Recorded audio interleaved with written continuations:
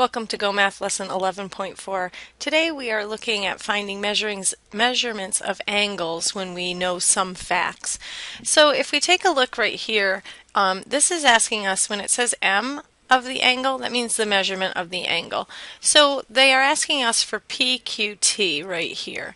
And if we look at what do we know that one angle is 43 degrees and we know that the other one is 37 degrees. So we can simply find the angle that is larger by adding the two together. So 43 degrees plus 37 degrees equals 80 degrees. And if we look at our angle, that makes sense. It looks like a 80-degree angle. It's certainly less than 90. So let's jump over here, and this one is asking me for the measurement of RHS. So RHS, this angle right here. And instead of knowing two angles, this one's broken up into three. But again, I can put all three together and find the total. So I would have 55 degrees plus 27 degrees plus 78 degrees. And if I were to add them up, and I do suggest that you do column addition, I would end up with 160 degrees. And that makes sense because that is an obtuse angle. When you are looking at these problems, sometimes they will give us a missing angle and they'll give us the whole thing. And if we jump over to our other page here, we can see a problem like that. So let me move to the other page and get us over there. Right down here on the bottom. This first problem, they ask us what is the measurement of QRT, this one right here, this little angle. Well, I know that the first angle is 75 degrees. I also know that the next angle is 85 degrees. And I know that the whole thing is 180 degrees because this is a straight angle. So if I think of this as the whole thing needs to add up to 180, and one part is 75, and another part is 85, that should tell me what my missing part is, that yellow part.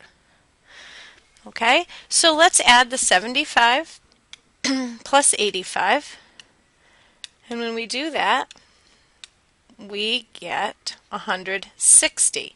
Now, I know that the whole thing is 180, so if this here is 160, I would subtract 180 minus 160, and I'm looking for, this is the difference, if you remember those problems, the difference is 20 degrees. So my answer choice is A.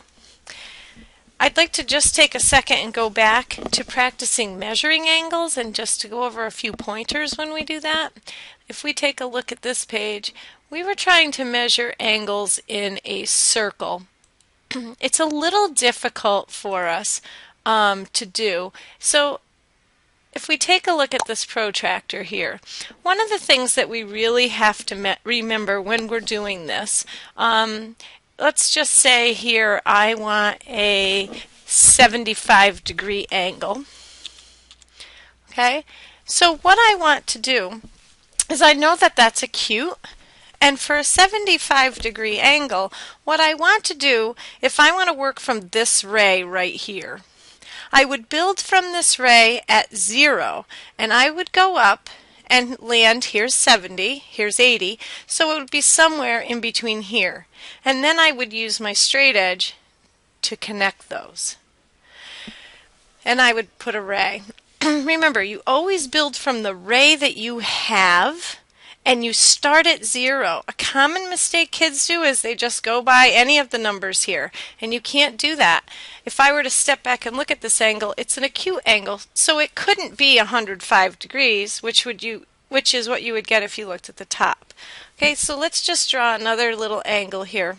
If I wanted to draw from this side, say, so this ray coming out here.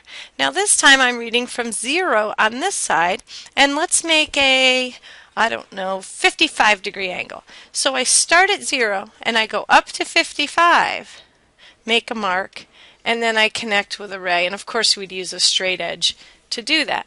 And you can look at the angle and see that it is clearly not an obtuse angle. 55 degrees is acute, and this is an acute angle. 55 degrees makes sense here. Now if I wanted to make an obtuse angle, let's make one that is 135 degrees. Let's build from this side. So I have a ray. I start at 0 and I go all the way around here to 130 and then a little bit more, 135. So I can make a mark outside here, and then I would connect my ray out to that mark. And if I take a look, this black angle right here that goes like this, that is obtuse, and that would make sense that that is 135.